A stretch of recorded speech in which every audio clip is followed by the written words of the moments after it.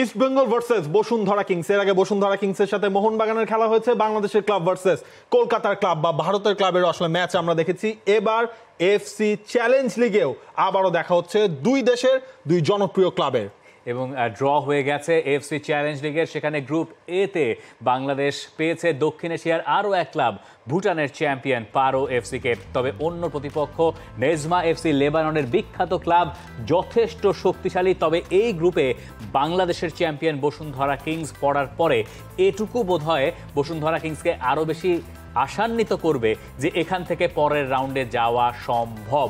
এই সবগুলো ম্যাচ হবে ভুটানে, যারা হোস্ট নেশন হিসেবে বা হোস্ট কান্ট্রি হিসেবে যাদেরকে নির্ধারণ করা হয়েছে বসুন্ধরা কিংসের জন্য। আমি তো বলবো এর চেয়ে মানে তুলনামূলক সহজ গ্রুপ বসুন্ধরা কিংসের হতে পারতো না। মানে সাউথ এশিয়ান গ্রুপ আসলে সেটা হয়ে গেছে। ভারতের একটা ক্লাব, বাংলাদেশের একটা ক্লাব, ভুটানের একটা ক্লাব। আমরা গ্রুপ বি এবং গ্রুপ সিটাও একটু দেখে নিতে চাই। গ্রুপ বিতে মাজিয়া রয়েছে মালদ্বীপের ক্লাব, কুয়েতের আল আরাবি, এফসি আরকাদাগা, তুর্কমেনিস্তানের ক্লাব এবং কিরগিজস্তানের আবদিস আতা।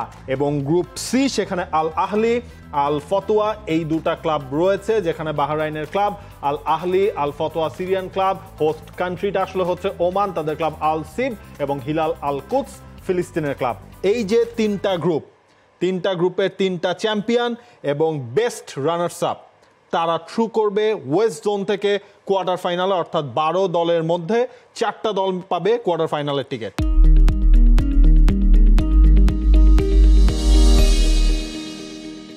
তার মানে বসুন্ধরা কিংসের প্রাথমিক লক্ষ্য তো হওয়া উচিতই অবশ্যই পরের রাউন্ডে যেতে। আমরা চাই সেই হিসাব করে বসুন্ধরা কিংসের পরের রাউন্ডে যেতে গেলে গ্রুপ চ্যাম্পিয়ন হতে হবে, যেখানে তাদের প্রতিপক্ষ যদি আপনি একটা একটা করে হিসাব করেন, ইস্ট বেঙ্গল, নেজমা, পারো এফসি। এবং বসুন্ধরা কিংসের ফিক্সচারটা যদি দেখেন, প্রথম পরীক্ষা কিংসের সবচেয়ে কঠিন পরীক্ষা যদি তুলনামূলকভাবে আপনি ধরেন, 26 অক্টোবর তাদের প্রতিপক্ষ নেজমা। এবং সম্ভবত এরকমও হয়ে যেতে পারে যদি বাংলাদেশের ফুটবল সময় মতো শুরু করা না যায়, এরই মধ্যে পিছিয়ে গেছে, এই নেজমার বিপক্ষে ম্যাচ দিয়েই ভ্যালিডিউটিতে বসুন্ধরা কিংসের নতুন কোচ যিনি, তার হয়তো প্রথম ম্যাচ দেখা যাবে একটা বড় কম্পিটিটিভ ম্যাচ, এবং যেটা আসলে এই ধরনের টুর্নামেন্ট, এবং এখানে পা হড়কানোর কোনো সুযোগ নাই। এর পরের ম্যাচ ইস্ট বেঙ্গল, এর পরেরটা পারো এফসি, এবং এরা কিন্তু সবাই চ্যাম্পিয়ন। সবচেয়ে বড় ব্যাপার হচ্ছে এই যাদেরকে আমরা দেখছি বসুন্ধরা কিংসের সঙ্গে, কিংস যেমন বাংলাদেশের চ্যাম্পিয়ন, বাকি দলগুলো নিজের নিজের দেশের লিগ চ্যাম্পিয়ন। এই জায়গায় আসলে ইস্ট বেঙ্গল তারা ইন্ডিয়ার সুপার কাপের চ্যাম্পিয়ন হয়ে তারা এই এএফসি চ্যালেঞ্জ লিগে জায়গা করে নিয়েছে। সেই সুপার কাপের ফাইনালে তারা উড়িষ্যাকে হারিয়েছিল, যেই উড়িষ্যার সাথে বসুন্ধরা কিংস আসলে খেলেছিল। সেই উড়িষ্যাকে হারিয়ে তারা জায়গা করে নিয়েছে এবারের চ্যালেঞ্জ লিগে। ভুটানের প্রিমিয়ার লিগ থেকে চ্যাম্পিয়ন হয়ে পারো এসেছে, এবং লেবাননের প্রিমিয়ার লিগের চ্যাম্পিয়ন হয়ে নেজমা, বাংলাদেশের চ্যাম্পিয়ন। এখানে ঘটনা যেটা হয়েছে, মানে চ্যাম্পিয়ন হিসাব করলে লিগ চ্যাম্পিয়ন না কেবলমাত্র ইস্ট বেঙ্গল, কিন্তু যেটা বলার চেষ্টা করছি না, বোঝানোর চেষ্টা করছি, সেটা হচ্ছে চ্যাম্পিয়ন মেন্টালিটি এই সবগুলো দলের ভিতরে আছে, এই ব্যাপারটা ইন্ডিকেট করতে চাইছি। এখন আমরা যদি বসুন্ধরা কিংসের একটা একটা করে প্রতিপক্ষ নিয়ে আমরা যদি কাটাছেড়া করতে চাই, নেজমা যারা তাদের দেশের লিগ চ্যাম্পিয়ন যদি হিসাব করেন, 9 বার তারা লিগ জিতেছে লেবাননের, এবং তারা এখনকার কারেন্ট চ্যাম্পিয়ন। এই দলটার কোচ ছিলেন ইন্টারেস্টিংলি এই ভ্যালিডিউটিটা, তিনি 2015-16 মৌসুমে এই দলের কোচিং করেছে। তার মানে তিনি লেবাননের ফুটবল সম্পর্কে বা প্লেয়ারদের সম্পর্কে একটা সম্যক ধারণা রাখার কথা। আর বাংলাদেশের যে ফুটবলাররা কিছুদিন আগে লেবাননের সঙ্গে খেলেছে, লেবানিজ কিছু ফুটবলার এই দলটায় আসলে খেলেন, তাদেরকে দেখে আপনি আশ্বস্ত হতে পারেন যে বাংলাদেশের পক্ষে একেবারে অসম্ভব হয়তো না। তবে প্রথম ম্যাচটায় বসুন্ধরা কিংসের হয়তো টার্গেট থাকতে পারে যে আর যাই হোক হারা যাবে না। এবং এই জায়গাটায় যেই জিনিসটা আপনার হবে যে সবচেয়ে হাই ভোল্টেজ ম্যাচ যদি আমরা হিসেবটা করি, সেটা হচ্ছে সেকেন্ড ম্যাচ ডেতে যেই ম্যাচটা আসলে পড়েছে ইস্ট বেঙ্গলের সাথে। দেখেন বসুন্ধরা কিংস এর আগে যখনই আসলে এফসি কাপ তারা খেলেছে, এফসি কাপের ফরম্যাটটাই তো বদলে এবার এফসি চ্যালেঞ্জ লিগ হচ্ছে, প্রত্যেকবারই ভারতের দল ছিল গ্রুপে, কিন্তু ড্রতে যখন বাংলাদেশ ওই গ্রুপ এ তে আসলে পড়লো, তখনই দেখা গেছে সেখানে পারো আছে এবং সেখানে ইস্ট বেঙ্গলও আছে। ইস্ট বেঙ্গলের এই জায়গায় তাদের সুপার কাপের ক্যাম্পেইনটা ছিল দারুণ, যেই সুপার কাপ চ্যাম্পিয়ন তারা হয়েছিল। এবং কলকাতার ফুটবল মানেই তো ইস্ট বেঙ্গল আর মোহনবাগান, সেখানে অনেকদিন ধরে সেখানে মোহনবাগানেরই আসলে একটা জয়কার ছিল লাস্ট কয়েক বছর ধরে। ইস্ট বেঙ্গলের ফ্যানরাও ওইভাবে আসলে সেলিব্রেট করার কিছু পাচ্ছিল না। ওই সুপার কাপটাই কিন্তু তাদের ওই উদ্দীপনাটা আবার ফিরিয়ে এনেছিল, এবং এরপর আমরা দেখলাম ইস্ট বেঙ্গল কিন্তু স্ট্রং টিমও আসলে তারা করছে। এবং এবারের ইস্ট বেঙ্গলের কথা যদি আপনি বলেন, এরই মধ্যে কলকাতায় বলেন, ইন্ডিয়ায় বলেন, লিগের খেলা শুরু হয়ে গেছে। যদিও একটা ডার্বি, আমরা যখন কথা বলছি মোহনবাগান এবং ইস্টবেঙ্গল একটা ডার্বি ম্যাচ ছিল, সেটা বাতিল করতে হয়েছে ওই জায়গার নিরাপত্তার কথা চিন্তা করে। ওদের দেশে কিন্তু লিগ চলছে, মানে ডুরান্ড কাপ বলেন, কিছুদিন পরে লিগ শুরু হয়ে যাবে, সুপার কাপ, ডোমেস্টিক টুর্নামেন্টগুলো স্টার্ট হয়ে গেছে। কিন্তু বাংলাদেশের ক্ষেত্রে বা বসুন্ধরা কিংসের ক্ষেত্রে চ্যালেঞ্জ আসলে এই জায়গাতে অন্যতম বড় চ্যালেঞ্জ যে তারা এখনো ট্রেনিং অফিসিয়ালি শুরু করতে পারে নাই, কোচ এখনও দেশে এসে পৌঁছান নাই, যার আসার কথা ছিল জুলাই মাসে। বাংলাদেশের অবস্থা বা সব কিছু বিচার করে তাকে খুব দ্রুত নিয়ে আসা বসুন্ধরা কিংসের দরকার। এই ড্রয়ের পরে তো আরও বেশি দরকার হয়ে যাবে।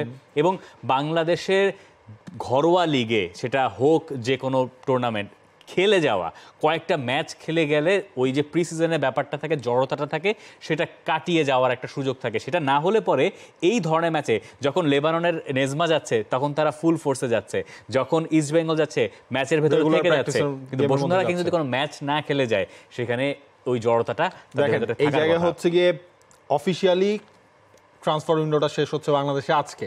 এরপর পেশাদার লিগ কমিটির মিটিং আছে, শেষ পর্যন্ত কটা দল রয়েছে ওগুলোকে নিয়ে কত স্মুথলি, কত আর্লি আসলে সেটা শুরু করা যায়, সেই কাজটাই কিন্তু প্রফেশনাল লিগ ম্যানেজমেন্ট কমিটি তারা আসলে করবে। সেই জায়গায় 26 অক্টোবর কিন্তু বাংলাদেশের ইলেকশনও রয়েছে, বাফুফের, বাংলাদেশ ফুটবল ফেডারেশনের ইলেকশনও আসলে রয়েছে।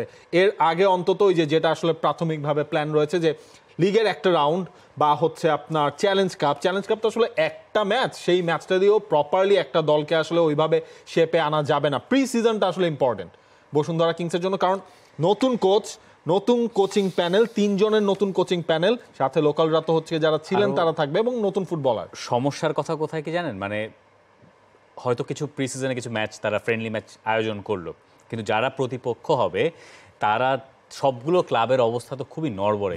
সেই দলটা কি ওয়েল কোচড, সেই মানে দলটা কি ওয়েল ম্যানেজড, তারা যখন প্রি সিজনে খেলবে বা যদি সিজনও শুরু করে নেই, তাদেরকে বসুন্ধরা কিংস আমরা দেখেছি যে লিগের ভরা মৌসুমে অন্য কোনো দল হারাতে পারে না।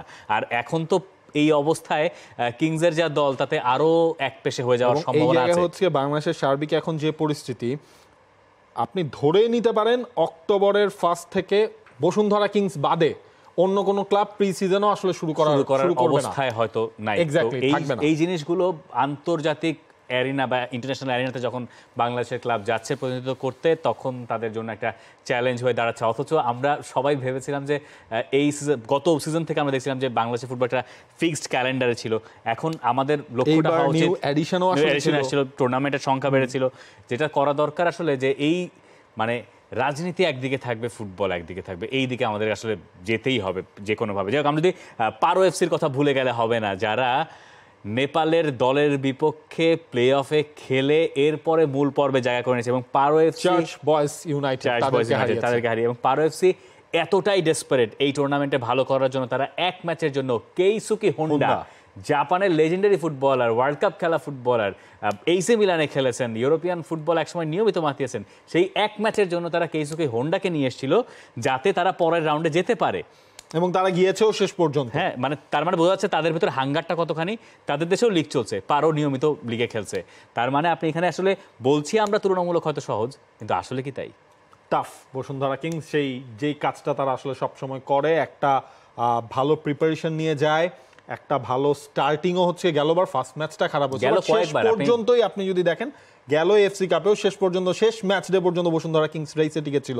এর আগের বারও প্রতিবারই শেষ ম্যাচ ডেতে এসে বসুন্ধরা কিংসের আসলে দেখেন, আমার কাছে মনে হয় পুরো মানে ওই পুরো ঘটনার দায়টা হচ্ছে ওই ব্যারিয়ারটা, ওই ব্লকটা বসুন্ধরা কিংসকে ভাঙতে হবে। যে গতবার না যাওয়াটা একটা ব্যর্থতা, গতবার পরের রাউন্ডে না যেতে পারা ওই পজিশনে থেকে এটা একটা ব্যর্থতা। এইটাকে মেনে নিয়েই তো আসলে পরে এই পরিবর্তন বসুন্ধরা কিংসের। দেখা যাক নতুন ম্যানেজমেন্ট বা নতুন ম্যানেজমেন্ট তো না, নতুন কোচ, নতুন কোচিং ম্যানেজমেন্ট, সেটা আসলে কত দূর কি যেতে পারে। সব মিলিয়ে বসুন্ধরা কিংস এই নিয়ে পঞ্চমবার তারা শেষ করে ফেলেছে এএফসির কম্পিটিশনগুলোতে, ষষ্ঠবারের মতো তারা এএফসির ইন্টারন্যাশনাল কম্পিটিশনে অংশ নিতে যাচ্ছে। 2021 সাল গ্রুপ পর্ব থেকে বাদ পড়ে গিয়েছিল বসুন্ধরা কিংস, 22-এও এএফসি কাপের গ্রুপ পর্ব থেকে বাদ, 23-এ চ্যাম্পিয়ন্স লিগের প্লে অফ খেলেছিল শারজা এফসির এগেইনস্টে, 2023-এই এএফসি কাপের গ্রুপ পর্ব, সেটা থেকে বাদ পড়তে হয়েছে বসুন্ধরা কিংসকে। হোম অ্যান্ড অ্যাওয়েতে হয়েছিল সেই ম্যাচগুলো। এবার অবশ্য অপেক্ষা 2024 চ্যালেঞ্জ লিগ, যেই টুর্নামেন্টের এই অংশটা, এই গ্রুপ এর অংশটা হবে ভুটানের চ্যাংলেমিথাং স্টেডিয়ামে। এবং ভুটানের মাঠে বাংলাদেশে খুব একটা মানে মানিয়ে নিতে সমস্যা হওয়ার কথা। বাংলাদেশের ফুটবলাররা নিয়মিতই ভুটানে গিয়ে খেলেছে, মানে এইচ লেভেলে আসলে রেগুলার খেলা ইস্ট বেঙ্গলের জন্য সেম থিং অ্যাপ্লিকেবল। লেবাননের যে ক্লাবটা রয়েছে নেজমা, তাদের জন্য না, কিন্তু তাদের জন্য আরো ভালো হবে। তারা তো আসলে মিডল ইস্টার্ন ওয়েদারে খেলে অভ্যস্ত। ভুটানে তো নিশ্চয়ই অত গরম না, গরম থাকারই কথা না। ইনফ্যাক্ট আবার যে টাইমটা আসলে হবে অক্টোবরের শেষ দিকটা, তখন আবার ঠান্ডারও একটা আশি করবে। দেখা যাক যে এই আশি করে বা বসুন্ধরা কিংস প্রতিবারই এফসির টুর্নামেন্টে পরের রাউন্ডে যাই করে আর যাওয়া হচ্ছে না, সেই ব্যারিয়ারটা বসুন্ধরা কিংস এবার আসলে টপকে যেতে পারে কিনা। For more updates, subscribe to our YouTube channel and click on the bell icon. Follow us on Facebook and Instagram. Download T-Sports app to enjoy exciting games and highlights. Visit tsports.com.